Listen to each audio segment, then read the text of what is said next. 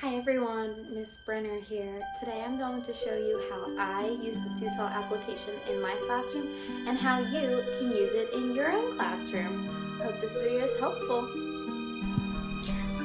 The first thing I do is open up Clever and I find my Seesaw application. Once I click on it, it should open up to a screen like this. And I'm in my Seesaw library, which is where I can search for new activities. I like to use the community library because it provides me with the most resources. And the simplest thing to do is search for an activity you like. So say I wanted to use this for a math lesson, I might search 2D shapes. And it will pop up with a ton of different activities already made that you can easily assign. So I can just click on it and hit assign to, this will be my homeroom students. If you have more than one class, you can do it that way. I can change it to have due dates, and I don't really need that, so I'm just going to click assign now. And I can go to where it is in my classroom, and it shows on today's date, I uploaded one assignment for my students. Personally, I like to use Seesaw activities as extra practice for my students during small group. So I might go in and upload 3 or 4 assignments that are relatively similar to each other, all on the same topic.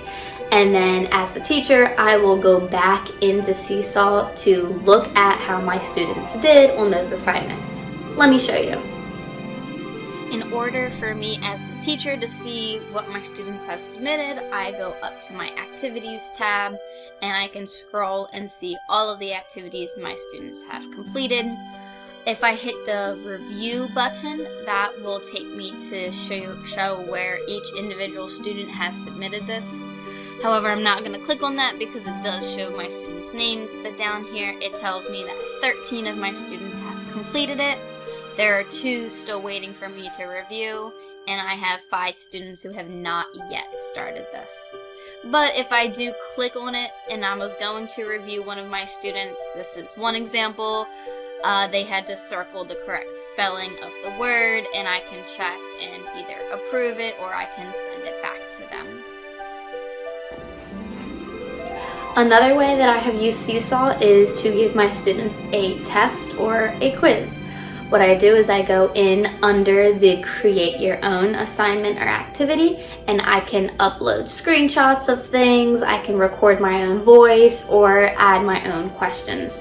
And then I upload it for my students to view and they can submit a quiz. Now let me show you here how you would go in and create a quiz.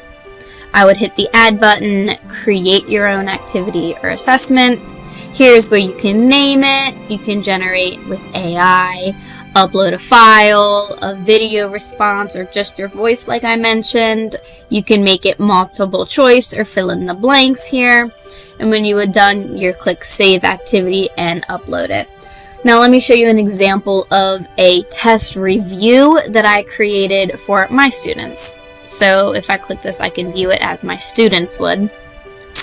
I've got my toolbar down at the bottom here. You can see there's a play button where I, as the teacher, read the directions to my students for them to listen to.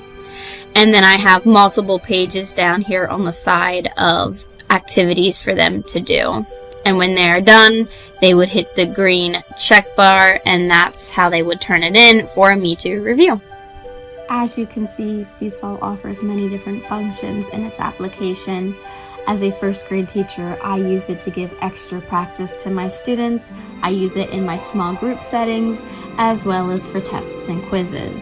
How you use it is going to depend on what would work best for you and your students. Hope this video was helpful.